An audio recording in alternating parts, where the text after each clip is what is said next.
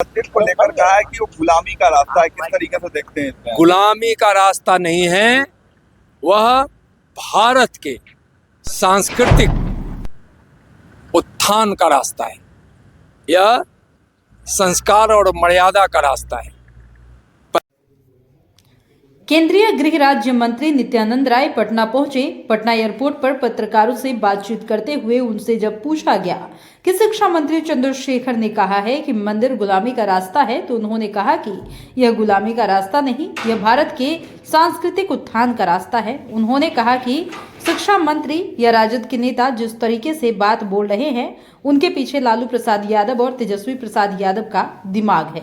उन्होंने कहा कि यह लोग तुष्टीकरण को लेकर इस तरह की बात कर रहे हैं। सवाल सीधा है कि जब जरूरत पड़ेगी तो लोग मंदिर जाएंगे और जब जरूरत पड़ेगी तो लोग अस्पताल भी जाएंगे। उन्होंने और इस पर क्या कुछ कहा वो भी सुनिए।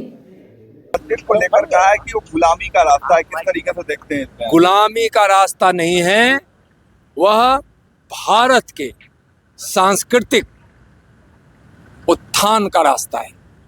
यह संस्कार और मर्यादा का रास्ता है। पता नहीं इस घमंडिया गठबंधन के लोगों के मन में भगवान श्री राम के प्रति क्यों इतना नफरत है, राम मंदिर के निर्माण से इतना क्यों नफरत है, क्यों उसका विरोध कर रहे हैं।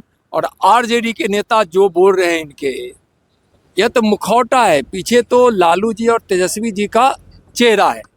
अब ये लोग महागठबंधन घमंडिया के नेता बाबर और अफजल गुरु की तस्वीर टांग कर पूजा करने वाले हैं। इतना तुष्टीकरण से लोग प्रभावित हो चुके हैं और तुष्टीकरण देश के लिए हमेशा हानिकारक है। ये लोग बोलते हैं कि जब कोई बीमार पड़ेगा तो मंदिर में जाएगा या अस्पताल जाएगा। उनको पता ही नहीं है कि अस्पताल जिस समय जरूरत होगी अस्पताल में जाएंगे और जब जरूरत होगी तो मंदिर में जाएंगे। मंदिर और अस्पताल दोनों महत्वपूर्ण हैं। उनको पता नहीं है कि भगवान श्री राम जब श्रीलंका विजय के लिए जा रहे थे तो लक्ष्मण को बाण लगा था, तो हनुमान सजीवन बूटी लाए थे और वह बूटी क्या थी? औषधि थी। तो औषधि का अलग काम है।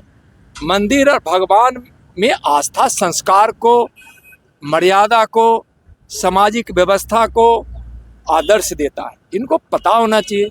और आस्था ऐसी चीज होती है जो मन को भी मजबूत करता है, सेवा का भाव देता है, सत्कार का भाव देता है, सहानुभूति का भाव देता है, साहस का भाव देता है।